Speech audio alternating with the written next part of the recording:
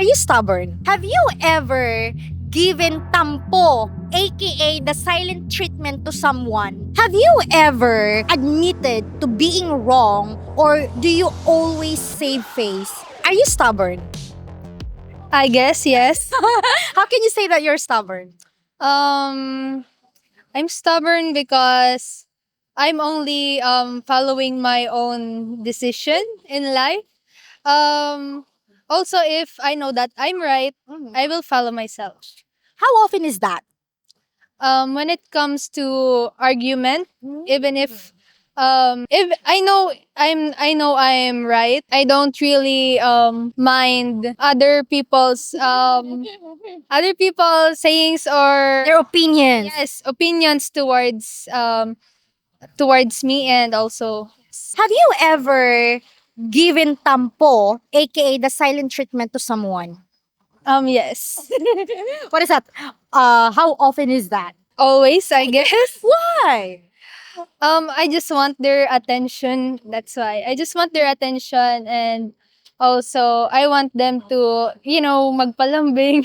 Lambing. What is that in English? Make someone like take care of you or make you feel Yes. like love. That's lambing. Like for example, cooking something for you, giving something like a flower or like that, right? That's lambing. Yes, that's right. Like, yes, sinusuyo, Yes. sinusuyo ka. And also make it up to you. Mhm. Yes. Okay. Okay. Have you ever admitted you are wrong, or do you always save face? Um, I'm admitted that I am wrong. If I know that I am really wrong, that's why I admit, because I don't want um the argument to be like to make it very big, that we can what do you call that, get angry to each other, like really really angry. I don't want that to happen. And also I admit that I'm wrong if I know that I'm wrong. Okay. But I can also, I just want to be understand. That's why I want to express myself. That's actually good, right? Like you can express them what you really feel, what you really wanted to say instead of just skipping it, Yes. right? Yes, because it's very heavy if you just keep it. Exactly. And then one day you will just boom. Yes, you'll explode in your emotions and you'll get angry, Exactly. even if it's really small things. How old are you, Beb? I'm 20 years old. 20 years old and you're in college, right? Yes, Yes you. po. Of course I can. Okay. What course are you taking? BS Tourism Management. Tourism. That's Yes. very beautiful. Are you stubborn? Yes po. That's very honest, right?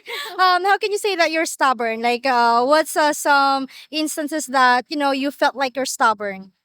Based on my experience po is, in generally po sa parents ko po, stubborn talaga. Okay, when it comes to your parents, like, how, like, When it comes to when they ay, when they say something and then you don't follow them, like that. yes po.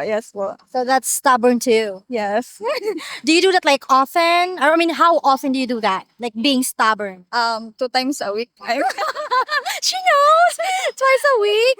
Okay. How about like when it comes to relationship? Are you stubborn? A partner? Sometimes Sometimes. Okay. Okay, sometimes. Why? What do you do? Like, what kind of stubbornness? um sa ano po What? Just thinking. So meaning not often. yes. Okay. Well, anyway, um, have you ever given tampo? Okay, aka the silent treatment to someone. Yes po. Why? Why do you give tampo to someone? Sometimes po when it comes to your jowa, To your partner, Yes. like boyfriend? partner, when you don't usually say something like you When you don't want? What? It's okay. She said, hold on, ate. Okay, what are you trying to say? When do you usually give tampo to someone? Pwede Tagalog. Okay, you can say it in Tagalog. Pag ano po, pag di siya nasunod sa akin sa mga utos ko po. Okay, so when he is not following what you're trying to say, like you ask him to do something and he's not doing it, that's when you give him the silent treatment, the tampo. Yes po. You think it's a good thing? Maybe ano po, no po. No. No po. Kasi ano po, yung hindi niya din po alam kung bakit ako nagtatampo. Okay, she said no because the partner doesn't know why she's giving him the silent treatment. So it's not a good thing. Okay, have you ever admitted to being wrong, or do you always save face? Sometimes, Sometimes what? Sometimes you're admitting that you're wrong. Yes po. Okay. Why just sometimes? Wala po. Why not all the time? Why just sometimes, right? Okay. Okay. Honest naman po ako sa ano. You're honest. Yes po. That's why. But not all the time. That's why you just try to say it, like admit it sometimes. Yes po. Yes po. Okay. Well, anyway, how old are you, Beb? 22 po. 22. Okay. And you're studying what? BS HM po. HM. Okay. Hospitality Management. Okay, beautiful. What year are you now? Second year po. Are you stubborn? Maybe. Maybe. And you? A little bit. A little bit. Okay. So maybe and a little bit. Okay. How about this one? Have you ever given tampo, aka the silent treatment to someone? Yes. Yeah, me too. How often? Mostly. May we know what's the reason why? I don't know, siguro sa mood swing. Different mood swing since women have a yung hormones baga. Different. Yes. So I guess it's how about you, Beb? Yeah, I think we're the same. Mood swing? Yes. Okay. So you just give tampo, that's it. Like when you feel like, like you don't feel good. Or just something you remember bad that she do or he do. Ganon. Okay. What if you're in a relationship and then you tend to be like that, always like giving your partner silent treatment? Do you think it's a good thing? Lately I realize it's not. Since pag nagiging silent, When you become the relationship we have. Like so when you give the person silent treatment, the problem isn't fixed like that. yes. Okay. And yung situation that we have get worsening. Ganun. Okay. So what do you do now? You talk? I share, we communicate with each other. I love that. Ay, pak.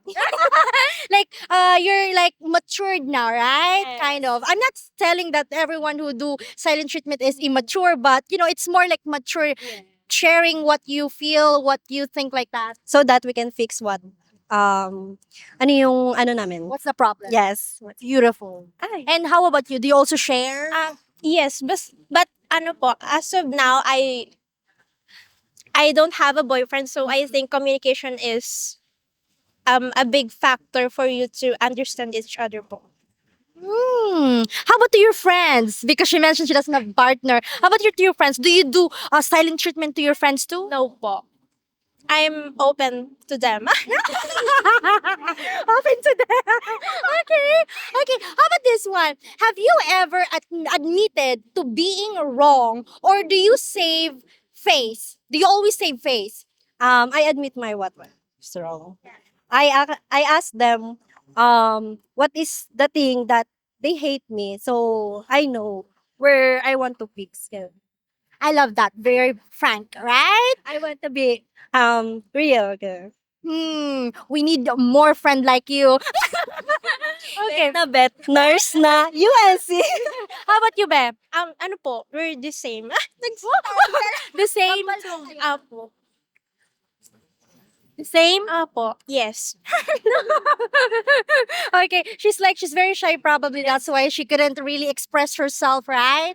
Okay, but you're very confident. I love that. I love that too. Okay. Do you think Filipinas give tampo all the time? Not just you, but like Filipinas. I think yes, mga Filipina, they do some tampo to their boyfriend. And my suggestion is we need to do the proper communication, not to be do silent because men didn't know such cool things to us a woman. Okay, I love that. Okay, how about are Filipinas stubborn? Not just you, okay? I'm talking about, I know you have like Filipina friends. So, are we stubborn? I don't know. You don't know. Okay. Okay, so you just answer for yourself. Yes. Okay, that's good. That's good. How old are you guys? I'm 22. Yeah, I'm 21 po. 21. Both singles or you have a partner? I have a partner. And I'm single. since birth? Apo. I could tell. Okay. Are you looking for a boyfriend now? Like, As of now po, no, because we're... Why are you laughing? we're what? We're busy. We're busy. School. Apo. School. Okay. Po, nursing student. Nursing students are beautiful. I love that. Okay. What year are you now? Like graduating or what? Apo, graduating. Fourth year po. Fourth year. Are you planning to work here in Naga or do you plan to like work abroad? First, we want to work here in Naga, so we will enhance our skills, and after that, we will work abroad since the salary is so low. Yeah, I heard a lot of stuff like that. They out of nurses they go abroad because they pay more there than here. But anyway, guys, thank you so much. We really appreciate your time. Thank you. It was a fun interview. Hopefully, we earn your subscription. And also, if you like our content, please consider becoming a member for exclusive videos. Thank you so much for watching and take care, everyone. Bye bye.